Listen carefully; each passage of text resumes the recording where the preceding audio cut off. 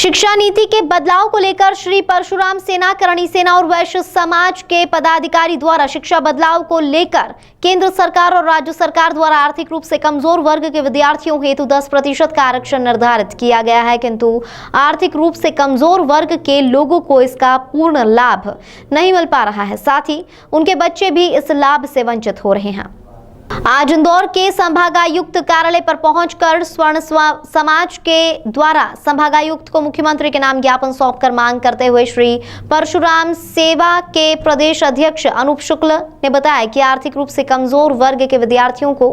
मध्य प्रदेश में 5 महानगरों इंदौर, उज्जैन, ग्वालियर, जबलपुर, रीवा में आर्थिक रूप से कमजोर वर्ग के विद्यार्थियों के लिए हॉस्टल का निर्माण किया जाए। साथ ही वर्तमान स्थिति में जो अच्छे नंबरों से बच्चे पास हो रहे हैं किंतु उच्च शिक्षा ग्रहण करने हेतु यदि वह अच्छे संस्थान कॉलेज में प्रवेश हेतु जाते हैं तो उन पर संस्थानों की फीस अत्यधिक होने की वजह से वे लोग मेडिकल, इंजीनियरिंग, फैशन डिजाइनिंग एवं अन्य कोर्सेस में अध्ययन हेतु एडमिशन नहीं ले पाते हैं। संस्थानों में 10% आरक्षण के आधार पर न्यूनतम फीस निर्धारित की जाए ताकि आर्थिक रूप से कमजोर विद्यार्थियों को भी लाभ मिल सके।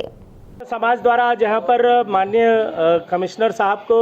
माननीय मुख्यमंत्री जी के नाम का ज्ञापन दिया गया है सवर्ण समाज के। उससे हमारी मांग ये रही है कि जैसे कि सवर्ण समाज के बच्चे, ब्राह्मण, वैश्य और क्षत्रिय समाज के बच्चे जब ग्रामीण क्षेत्रों से बड़े शहरों में पढ़ने के लिए आते हैं तो उनके पास में रहवास की व्यवस्था नहीं रहती है। जैसे एस सी के लोगों के लिए हॉस्टल्स बनाए गए हैं, उसी तर्ज पर आर्थिक आधार पर ईडब्ल्यूएस की जो 10% का आरक्षण केंद्र सरकार और राज्य सरकार ने दिया है, उसी आधार पर यहाँ पर उनके रहवास की व्यवस्था, उनके लिए हॉस्टल्स बनाया जाए। साथ ही हायर एजुकेशन के लिए जब वो यहाँ पर आते हैं तो चाहे वो इंजीनियरिंग कॉलेजेस हो, मेडिकल कॉलेजेस हो, उनकी जो यहाँ पर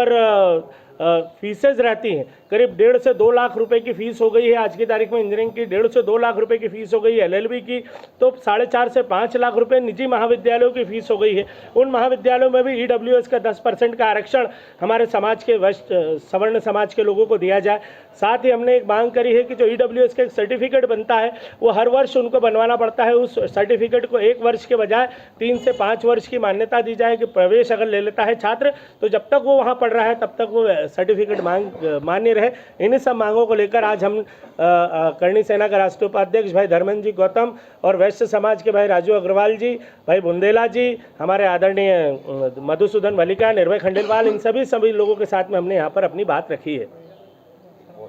ब्राह्मण, क्षत्रिय, वैश्य सभी लोग सम्मिलित हुए और इस ब्राह्मण सबसे बड़ी बात क्या है कि जो क्षत्रिय समाज इस देश की रक्षा की पंक्ति में हमेशा आगे रहा है, तो ब्राह्मण समाज हमेशा धर्म और संस्कृति की रक्षा में आगे रहा है। वैश्य समाज देश की बैकबोन रहा है, सबसे ज़्यादा टैक्स पेयर वैश्य समाज के हैं, यानी कि कहने का क्षत्रिय, ब्राह्मण, वैश्य ये तीनों लोग इस देश की बैकबोन हैं। और आज की स्थिति में ऐसा महसूस हो रहा है कि हम लोगों को सबसे ज़्यादा प्रताड़ित किया जा रहा है, अवॉइड किया जा रहा है। इसलिए इन सब मांगों को लेकर, चूँकि जिस प्रकार का हमारे मामा शिवराज सिंह जी कहते हैं कि मैं सबका भांजा हूँ, तो क्या क्षत्रिय, ब्राह्मण, वैश्य के लड़के इनके भांजे नहीं हैं? तो हमारी मांग ये है कि अभी जिस प्रकार से शिवराज सिंह जी, माननीय मुख्यमंत्री जी, मामा जी रेवड़ियाँ बांट रहे हैं, तो क्यों ना इसमें एक